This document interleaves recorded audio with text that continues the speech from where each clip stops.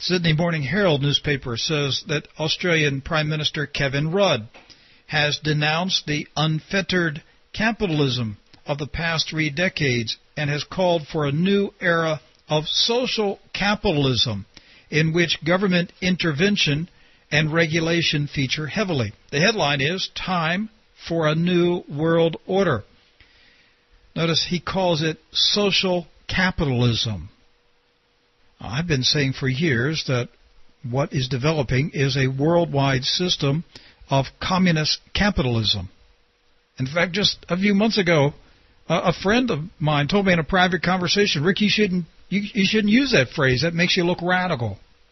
I don't think it makes me look radical. I think it makes me look like I'm alert, like I'm aware of what's going on. This is a communist capitalist merger at the very top of the world pecking order. The biggest, richest capitalists are merging with the communists, and they are forming a global corporate communist government to rule the world.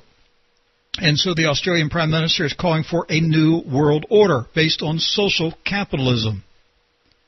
He said, quote, "The time has come, off the back of the current crisis, to proclaim that the great neoliberal experiment of the past 30 years has failed, that the emperor has no clothes. Neoliberalism and the free market fundamentalism," he said, has been revealed as little more than personal greed dressed up as an economic philosophy. Mr. Rudd, writing in the Monthly magazine, said that just as Franklin Roosevelt rebuilt U.S. capitalism after the Great Depression, modern-day social democrats such as himself and Barack Obama, another communist, my description, must do the same.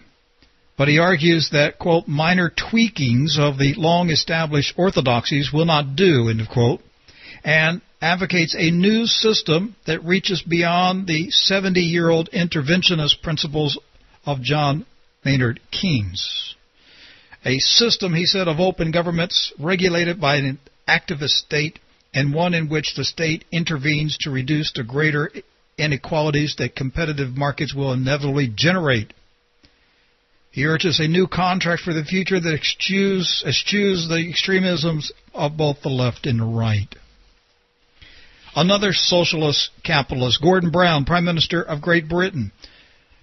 The article today in the London Telegraph says Gordon Brown warns of void left by collapse of global financial system.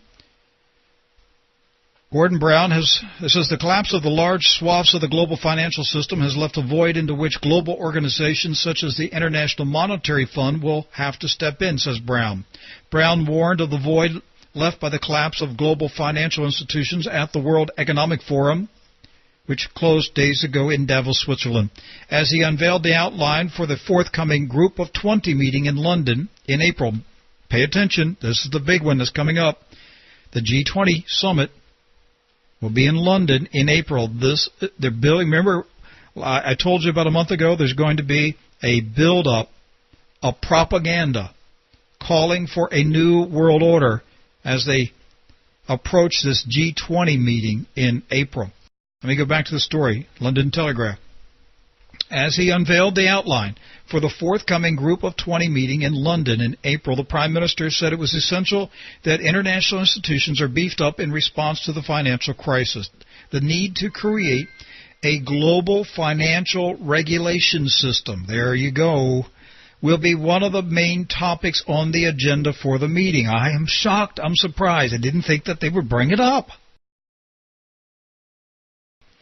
TV report from 9 News. All Australians could be implanted with microchips for tracking and identification within the next 2 or 3 generations, a prominent academic says. Dr. Michael G. Michael from the University of Wollongong School of Information System and Technologies has coined the phrase uberveillance to describe the emerging trend of all-encompassing surveillance. Uberveillance is not on the outside looking down, he said, but on the inside looking out through a microchip that is embedded in our bodies.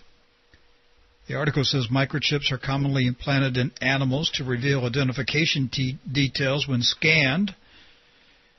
U.S. company Verichip is already using implantable microchips which store a 16-digit unique identification number on humans for medical purposes.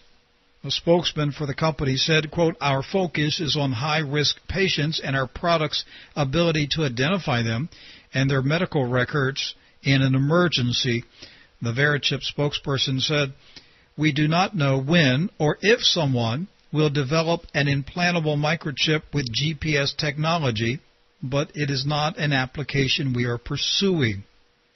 Other forms of uberveillance is the use of bracelets worn by dangerous prisoners, which use global positioning systems to pinpoint their movement.